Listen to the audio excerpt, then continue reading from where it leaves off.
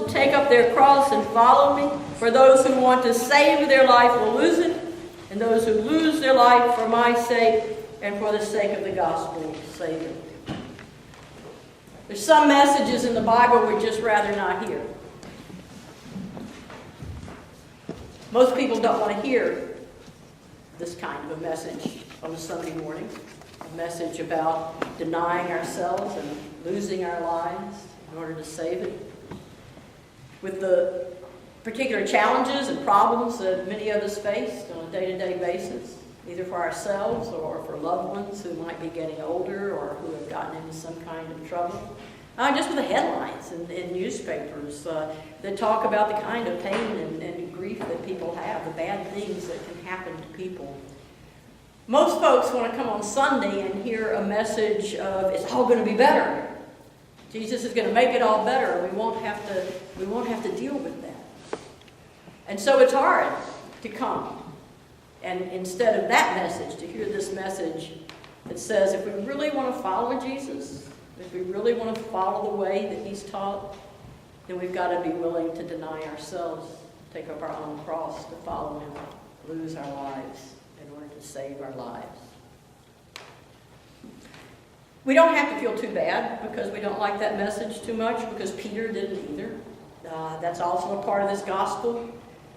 Right before this would have been the part where Peter and James and John had gone with Jesus, and they were together, and Jesus had asked them, "Who do you say that I am?" And Peter had won the prize. He had said, he got it. He said, "You're the Messiah." And it's right after that Jesus starts talking about this, about the fact that he's going to have to suffer, and he's going to be rejected, and he's going to die. And that's going to be what it looks like for his followers too. And Peter pretty quickly says to him, No, wait. Let me take you over here, Jesus, a minute. That's not the way to gain friends and influence people. What kind of marketing strategy are you using? Nobody's going to want to be your follower if it has to do with denying themselves and taking up their cross and following them. Look, Jesus, look out there at all these folks. All these people, your people, your brothers and sisters Hebrews, they are under the iron fist of the Roman Empire. They have nothing. They can barely make it from one day to another day. They're not even sure if they can put food on their table, and then when they do get something, not only do the Romans tax it, but our own people are in there taking their own cut out of it so that we can't even get by. And you want to tell them that the Messiah, instead of coming to them and making it all better and making this just a wonderful, happy place, is going to die? And they are going to have to do that too? What? And Jesus tells him, "Get behind me, Satan." You remember that discussion last week about just Satan the tempter? Not some supernatural being out there, but just whatever tempts us. That's what Jesus says. You're acting as the tempter, Peter.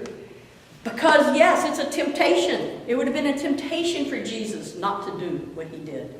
God, it would have been a temptation not to have to suffer and die and be rejected and know that God was rejected. And it surely would have been a temptation to do things in a way that would have just made everybody happy and excited and let's get on that bandwagon.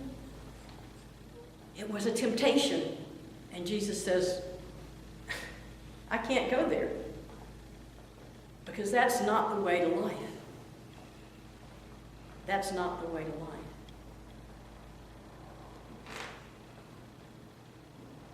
Now, there are a lot of Christians who will tell you that that is the way to life.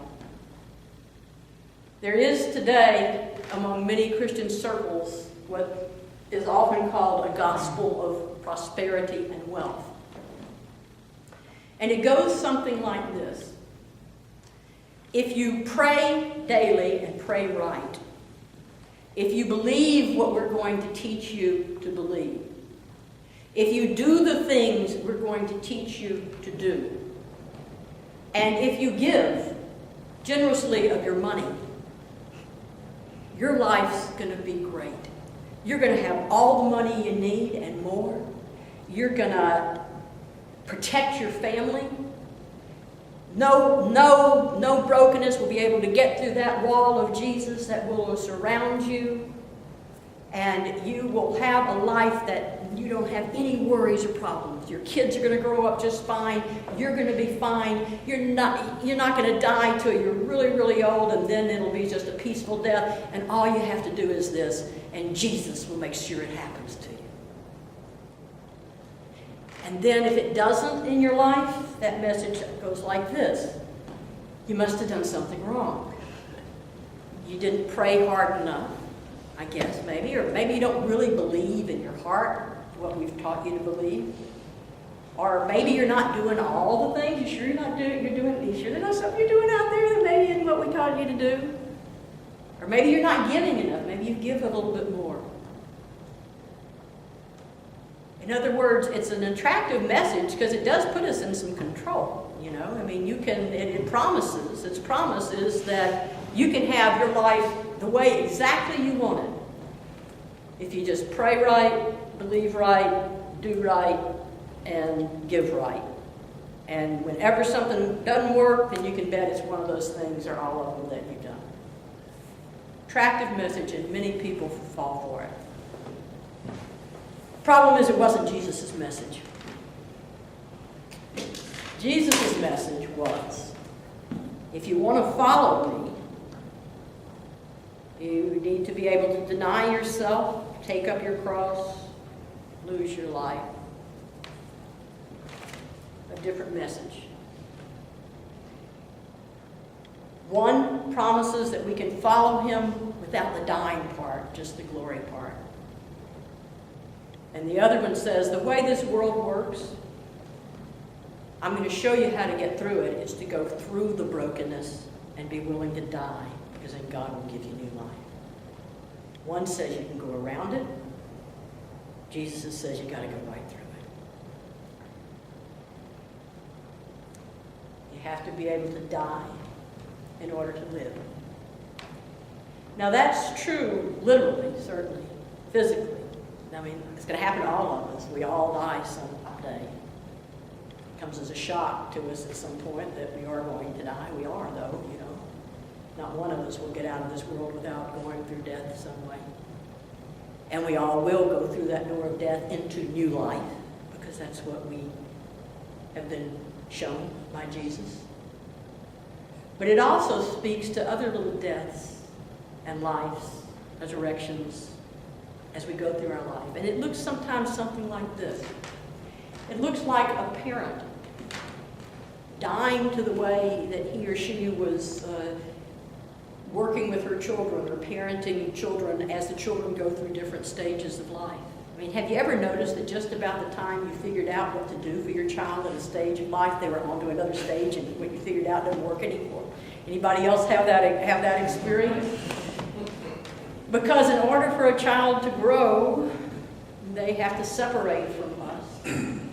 And in order for them to separate from us, what was appropriate parenting at 3 is not appropriate parenting at 6 or at 8 or at 15 or along. And so we have to die to one way of parenting in order for our children to be able to grow up.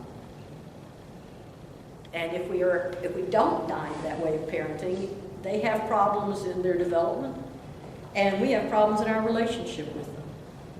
I've seen people trying to parent 21-year-old children the same way that they parented them when they were 6 and going to the first grade. It does not work well, neither for the child nor for the parents. You have to be able to die to one in order to rise to another one. And the dying, yes, it includes feelings of brokenness and everything, because that's just the way it works when we hit up against the world.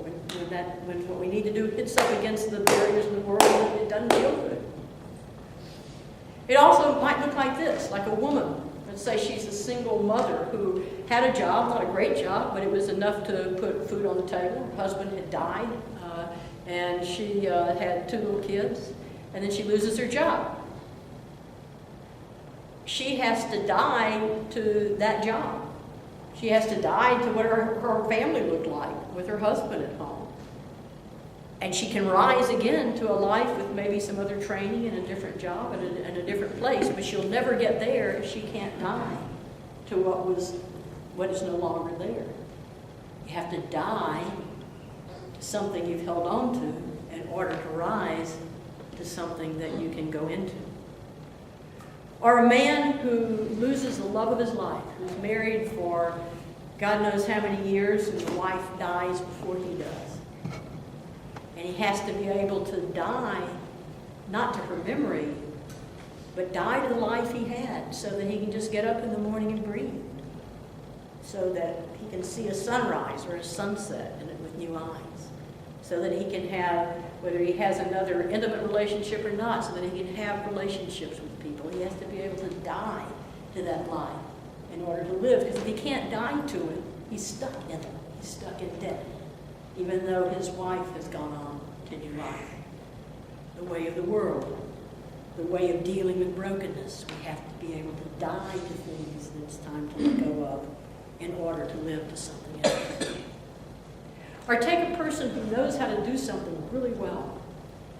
And they do it, but they keep getting criticized for what they're doing. But they know that they're doing it well, and they know that it's what needs to be done. They have to die to their feeling like they've got to have approval for it in order to be able to rise to the ability just to do it at all. Death and resurrection. It's the way the world works. All Jesus said was the truth. That if you want to deal with the brokenness of the world, you can't be afraid of it. You simply have to die to it and go through it and open yourself to what's new after it. And it's true every step along the way of our lives. And it's certainly true at the very last step as well, when we finally let go of this body entirely. Jesus acted the whole thing out on the cross. Yeah, he probably could have circumvented it.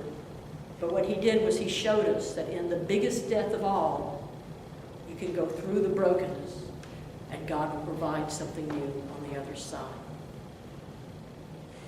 Because if he had not died to what people thought he should be, he would not have been able to rise to what God had in plan for him. If he had not been willing to undergo the rejection, he would not have been willing, he would not have been able to show us what it is to live through rejection. And so on and so on. Because basically what the cross is where the goodness of God intersects with the brokenness of the world without the goodness being broken. Where the goodness of God intersects with the brokenness of the world without the goodness being broken. But you have to be able to die to the brokenness by going through it in order to rejoice in the goodness. It may not be the message that we want to hear, but it is the truth. It is the reality of how this world works and how God works in this world with the brokenness to conquer it. Everything else is just a temptation.